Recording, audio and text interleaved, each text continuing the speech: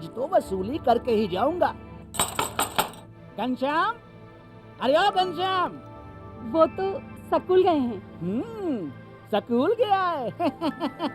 अरे बहाना तो ढंग का बनाती। हाँ लाला, मैं स्कूल ही गया था, फार्म स्कूल, जहाँ किसानों को सिखाई जाती है खेतों में पैदावार बढ़ाने की हर बात, जैसे मिट्टी के हिसाब से सही खाद, बढ़िया बीज और जरूरत के मुताबिक कीटनाशक, ताकि कम लागत में अधिक मुनाफा। ये पकड़ लाला, तेरा हिसाब साफ।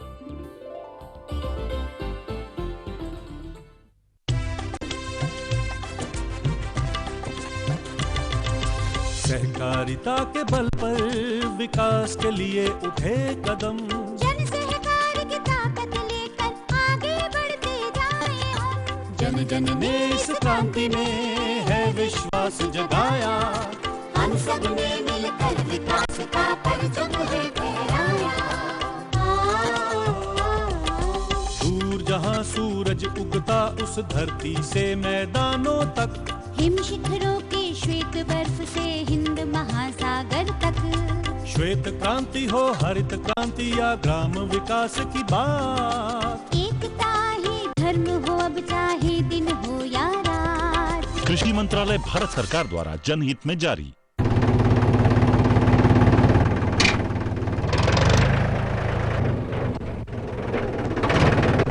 अरे हरकू वाह, बीज, कीटनाशक और आज खाद भी। अरे इतना खर्चा कहाँ से? अरे खर्च की चिंता किसे है, मेरे पास है ये किसान क्रेडिट कार्ड। कार्ड? अरे बैंकों द्वारा जारी इस कार्ड से किसान उसकी सीमा तक की रकम कभी भी बैंक से निकलवा सकता है और खेती बाड़ी की सामग्री कभी भी खरीद सकता है। तो हरकू भैया एक कार्ड मेरे लिए भी। किसान क्रेडिट कार्ड के लिए नजदीकी बैंक से संपर्क करें और पाएं ढेर सारे लाभ।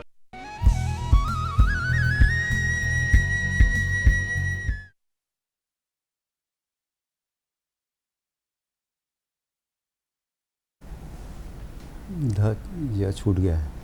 जय जोहार किसान भाइयों, कार्यक्रम कृषि दर्शन में आप मन के बहुत बहुत स्वागत है। किसान भाइयों, आज की चर्चा के विषय है औषधि पौधों से किसानों को लाभ। किसान भाइयों, आप मन जाना था कि औषधि के खेती जो है, औषधि जो है हमारे स्वास्थ्य पर, हमारे सेहत पर अत्यंत ही उपयोगी है संगवारी हो। और विश्व के सबसे प्राचीन चिकित्सा पद्धति आयुर्वेद है और आयुर्वेद में औषधि पौधा के बहुत महत्व है, बहुत उपयोग इनमें होते।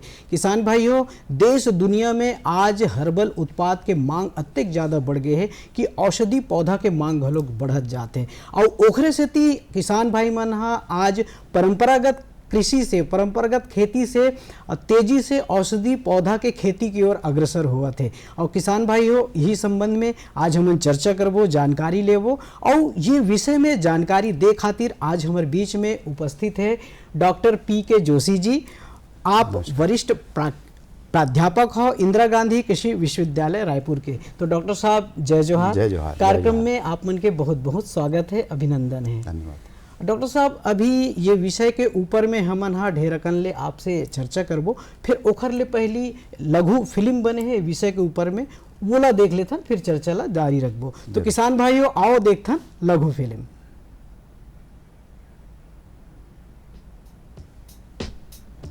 औषधीय पौधों की बढ़ती मांग के कारण आज जंगलों से औषधियों की उपलब्धता में कमी आ रही है तथा औषधीय पौधों के संग्रहण की सही विधि के अज्ञानता के कारण व पशुओं के अंधाधुंध चराई होने पर कई महत्वपूर्ण औषधीय पौधे विलुप्ति की ओर जा रहे हैं।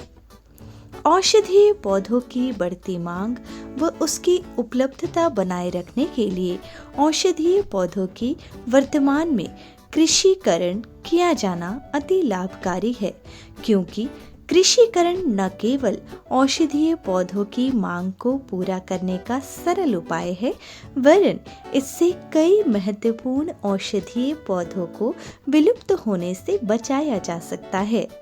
वर्तमान में औषधीय पौधों की मांग आयुर्वेद, यूनानी, होम्योपैथी चिकित्सा में अत्यधिक किया जा रहा है, क्योंकि औषधीय पौधे सीधे मनुष्य के स्वास्थ्य के सुरक्षा के साथ जुड़े हुए हैं।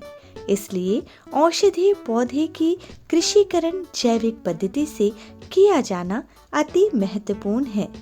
छत्तीसगढ़ राज्य में औषधीय पौधों की प्रचुर उपलब्धता के कारण ही स्थानीय स्तर पर हर्बल बाजार साकार हुआ है।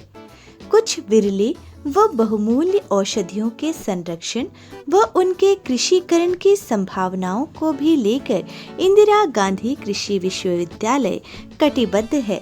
छत्तीसगढ़ देश के उन राज्यों में से एक है जहां जैव विविधता के साथ ही वन औषधीय विविधता भी प्राकृतिक रूप से विद्यमान है। औषधीय पौधों के संरक्षण, संवर्धन एवं कृषिकरण के साथ ही इस क्षेत्र में आर्थिक संभावनाएं स्थानीय आजीविका का भी जरिया बनेगी। तभी हम अपने राज्य को इस क्षेत्र में अग्रणी साबित कर पाएंगे। औषधियों की खेती के लिए सर्वप्रथम खेती के लिए किसान भाइयों के पास पर्याप्त संसाधनों का होना आवश्यक है। कृषि के लिए पर्याप्त भूमि, जो कि आपके द्वारा चयनित फसल के अनुरूप होना चाहिए, सिंचाई के लिए पर्याप्त जल की उपलब्धता एवं सिंचाई साधन होना चाहिए, क्योंकि समय समय पर आपको पौधों को सिंचित करने की आवश्यकता पड़ेगी। खेतों की जुताई हेतु भी आपके पास पर्याप्त संसाधन होना चाहिए। कृषि कार्य के लिए श्रमिकों की व्यवस्था पर भी ध्यान देना चाहिए, जो कि आवश्यकता पड़ने पर आसानी से उपलब्ध हो सके। औषधीय पौधों में कृषकों को कंपोस्ट या जैविक खाद का अधिक से अधिक मात्रा में प्रयोग करना चाहिए। इससे इनकी गुणवत्ता बनी रहती है तथा बाजार मूल्य भी सही प्राप्त होता है। औषधीय वनस्पतियों की खेती करने से पहले किसान भाइयों को उत्पाद के रखरखाव, भंडारण एवं पैकिंग की व्यवस्था कर लेनी चाहिए, ताकि उत्पाद को किसी प्रकार की क्षति न हो। भंडारण एवं पैकिंग के संबंध में जानकारी संबंधित विभाग, नजदीकी कृषि महाविद्यालय तथा पहले से संबंधित फसलों की खेती से संलग्न किसानों से चर्चा करके प्राप्त किया जा सकता है।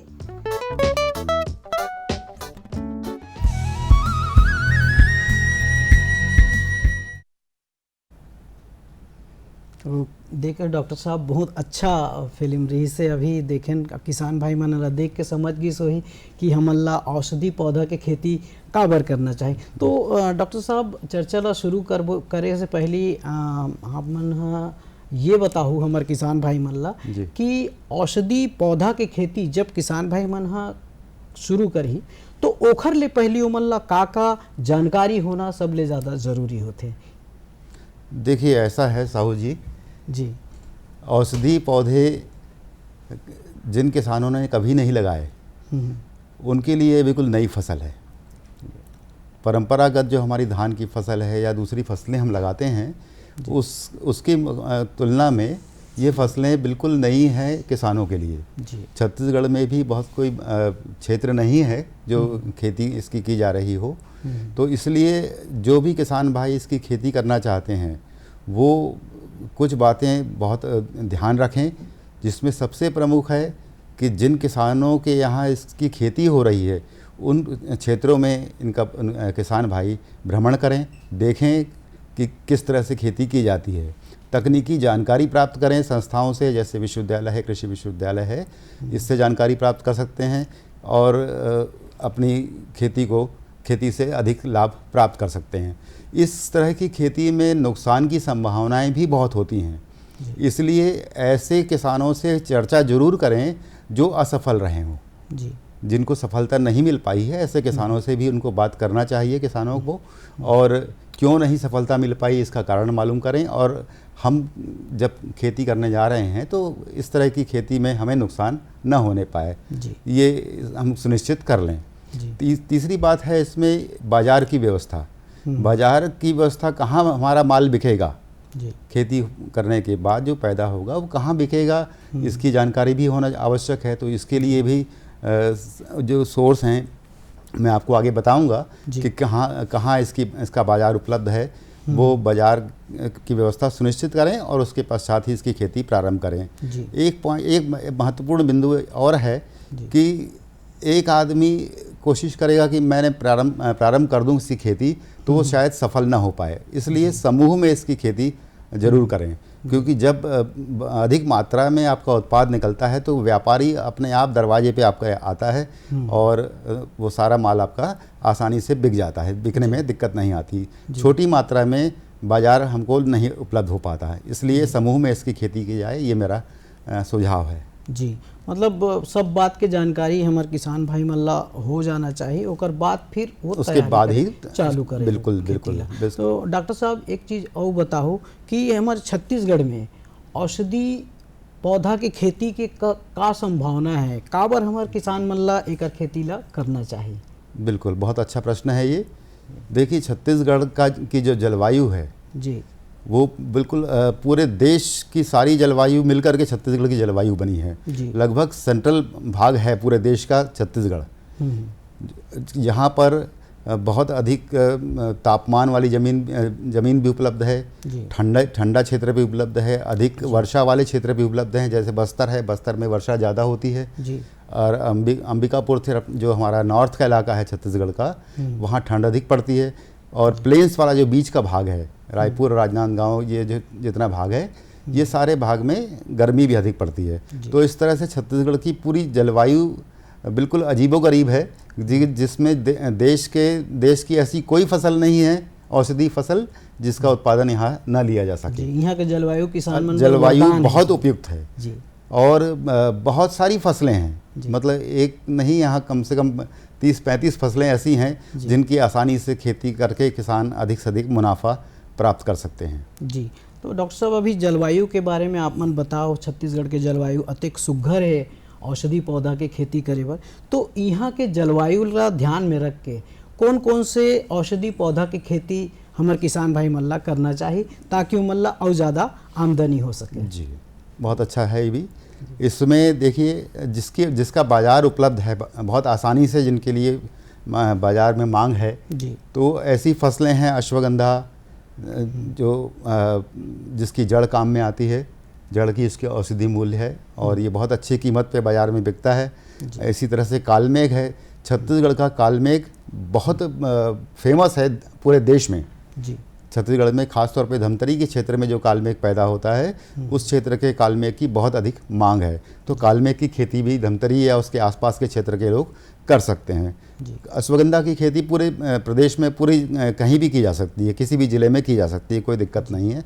इसी तरह से सतावर है, सफ़ेद मूसली है, सर्पगंधा है और स्टीविया है, एक नया पौधा है जिसको मीठी तुलसी भी कहते हैं कई लोग, क्योंकि इसमें मीठापन बहुत ज़्यादा है और ये शक्कर के विकल्प के रूप में इसका उपयोग किया जाता है।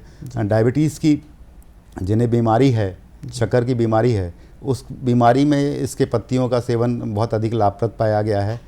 और चंद्रसूर की खेती, ऐसे किसान जिनके पास घर में जानवर पाले हैं जिन्होंने, वो किसान चंद्रसूर की खेती भी कर सकते हैं और चंद्रसूर जानवरों को खिलाते हैं और उनका दूध का उत्पादन भी 20 से 25% तक बढ़ने की संभावनाएं इसके दाने में के कारण होती है। इसी तरह से केवाँच है, केवाँच की खेती भी यहाँ छत्तीसगढ़ में आसानी से की जा सकती है। गिलोय है, अभी हम जो पिछले कोरोना काल जब चला था तब गिलोय की बड़ी मांग हो गई थी बाज़ार में, और गिलोय की खेती में किसानों ने बहुत अधिक फ़ायदा भी उठाया है। छत्तीसगढ़ में तो खैर इसका क्षेत्र कम है, परंतु दूसरे प्रदेश में गिलोय की खेती बहुत अधिक लाभप्रद सिद्ध हुई है। तो छत्तीसगढ़ के किसान भी इन फसलों को अपने खेतों में लगाकर अधिक से अधिक लाभ प्राप्त कर सकते हैं। जी, जैसे अभी आप मन बहुत अकन औषधि पौधा के नाम गिनाए हो, तो हमारे किसान भाई एमे से कोनो औषधि पौधा के खेती ला करना चाही, तो ये पौधा कैसे प्राप्त करही? नर्सरी ओमन खुद लगाही या कहीं से ओमन ला बिसाए ला पड़ही?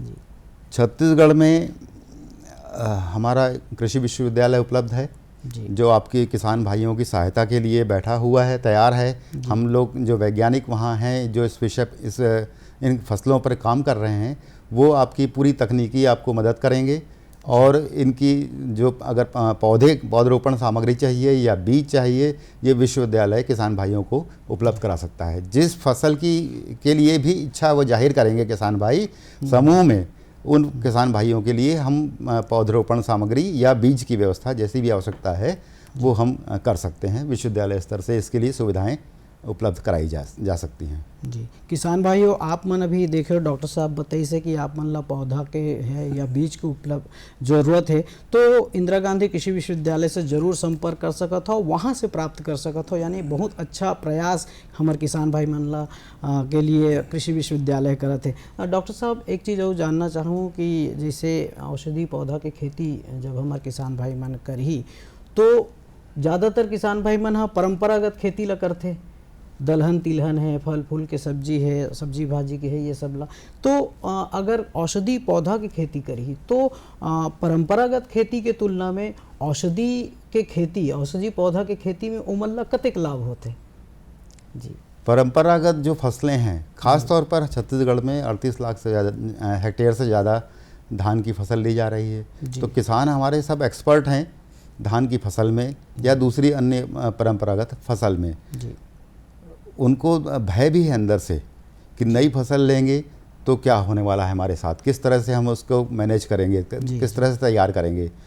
मैं यहाँ से आपको विश्वास दिलाना चाहूँगा कि जो छत्तीसगढ़ में उचहन भूमि में, जो अपलैंड जिसको बोलते हैं हम लोग अंग्रेजी में, उचहन भूमि में जो धान की फसल ली जा रही है उसकी तुलना में औषधि पौधों की खेती में बहुत अधिक लाभ प्राप्त किया जा सकता है। मुझे लगता है कि लगभग 70 से 80% ज़्यादा लाभ उचहन भूमि में औषधि पौधों की खेती से लिया जा सकता है। कुछ फसलें तो ऐसी भी हैं जिनमें धान की तुलना में, उचहन भूमि पर धान की तुलना में 4 से 5 गुना अधिक लाभ भी प्राप्त किया जा सकता है। जी, तो औषधि पौधा की खेती जो है परंपरागत खेती ले ज़्यादा फायदेमंद है।